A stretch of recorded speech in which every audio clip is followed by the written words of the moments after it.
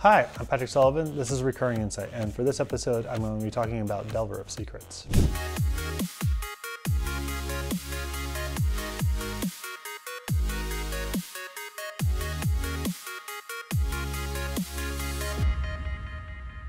When discussing rate or power level, there's often a dissonance between players and designers in the way that they describe cards. And that's not too surprising. As a player, you typically just engage with cards in the format and the context in which they appear.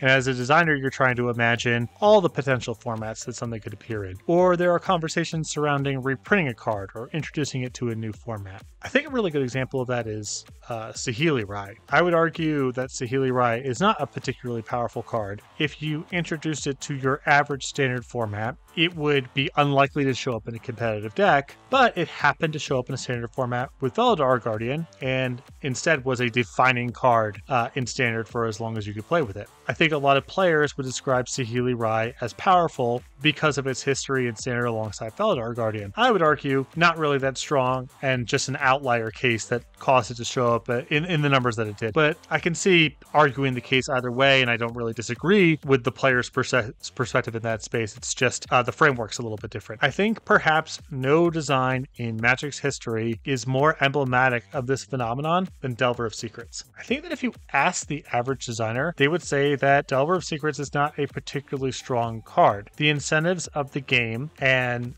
of the color blue are typically not around playing beatdown decks with a ton of spells. It's just rare for that to be the best thing going on in lieu of playing spells to leverage a control game or playing a color and a suite of creatures more conducive to playing an aggressive strategy. It just so happens that Delver of Secrets showed up in the standard format with Mana Leak and Ponder and Snapcaster Mage and Phyrexian mana spells, and a variety of sort of second and third tier options there that cause Delver of Secrets to be a defining card of standard. I think that if you printed it in the average standard format, it wouldn't show up nearly to that degree. You can also look at Legacy, and Legacy just so happens that the incentives are, again, already there. Ponder, Brainstorm, Lightning Bolt, Wasteland. A lot of the most powerful, most defining cards happen to play well with Delver of Secrets, and so it's been a defining card of Legacy for as long as it's been legal there as well. But the good thing about all of that is it makes Delver of Secrets a really awesome card to reprint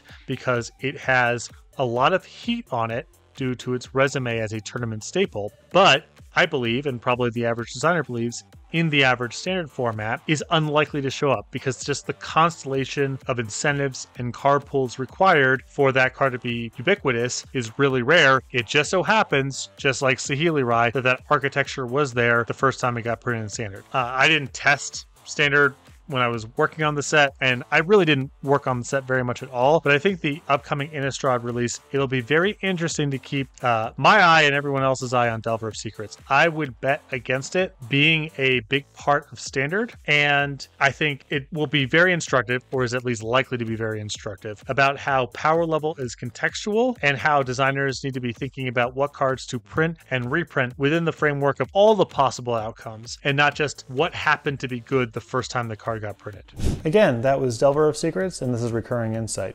Make sure that you're subscribed to the Star City Games YouTube page so you can get notified when this and other content is uploaded to the page, and keep the requests coming as well. I've got another old-ish, I guess, card queued up for next week, but past that, my slate is dry, so feel free to keep the requests coming, and hopefully I'll get to your card soon.